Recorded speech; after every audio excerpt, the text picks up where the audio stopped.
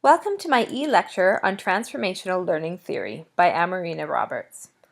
By the end of this lecture, you will have reached the following learning outcome. You will be able to foster transformative learning experiences in educational settings. This includes defining transformative learning theory, explaining the process of transformative learning, differentiating between transformative learning and constructivism, and finally, determining which of these theories would work better in a specific classroom setting. Transformative learning happens when we are pushed beyond our comfort zone, and as a result, we discover new knowledge and ideas, which can cause us to question our personal truths.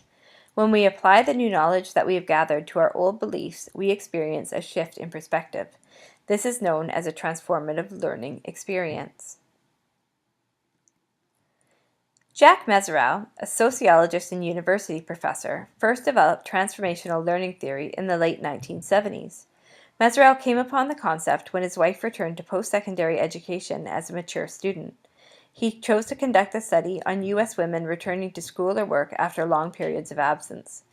Based off this study, Mezirow concluded that his subjects had experienced a transformation and that they had all gone through a similar 10 phases in order to experience this perspective shift.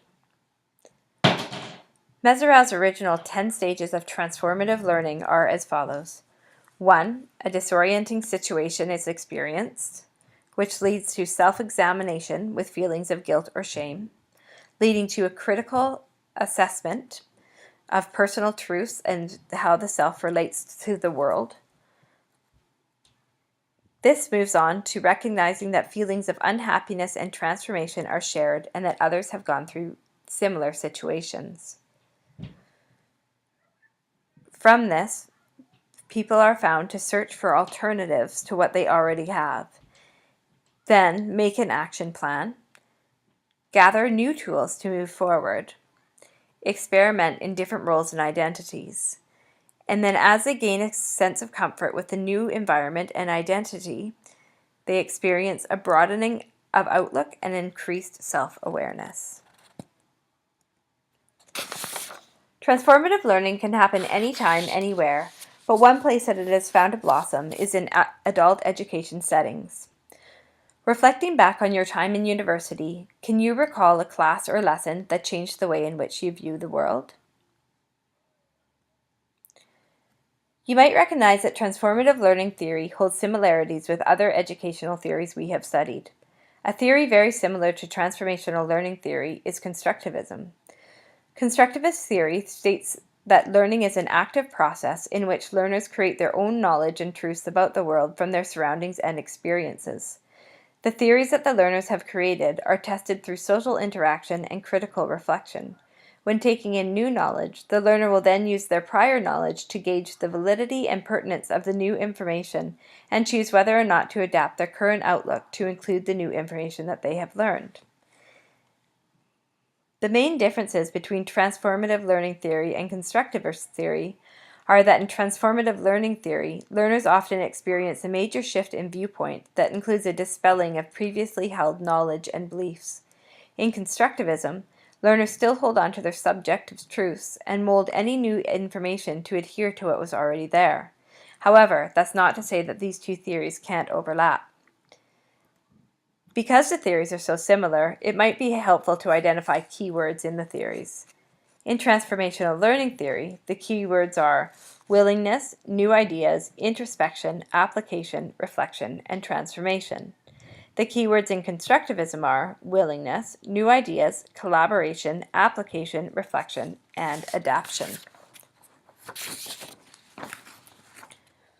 Through looking at the theories side by side, it is easy to see how similar they are, but how important their differences are too. In a classroom setting, both theories are structured as student-based learning, meaning the educator is there to help aid the student in their direction along the path to the learning goal, but ultimately it is the student who decides how to get the information. However, transformative learning experiences may be hard to create because they are solely based on the individual relating to the information in such a way that creates a transformational experience. While there are many different ways to foster an environment that supports a transformative learning experience, Educators will often have to set broader goals for outcomes because of how individualized the learning experience is. Constructivist theory calls for collaborative learning. This can be challenging because of different views that the learners hold when entering into the lesson. Additionally, although it may be easier to mold the direction the learners take in reaching the goal, there is no guarantee that the students will reach the desired outcome. Which theory do you think is more effective in a classroom setting? Finally, we have an exercise for you to try. Brainstorm 3 different lesson designs that would encourage a transformational learning experience and ask yourself these questions. 1. What is the projected outcome?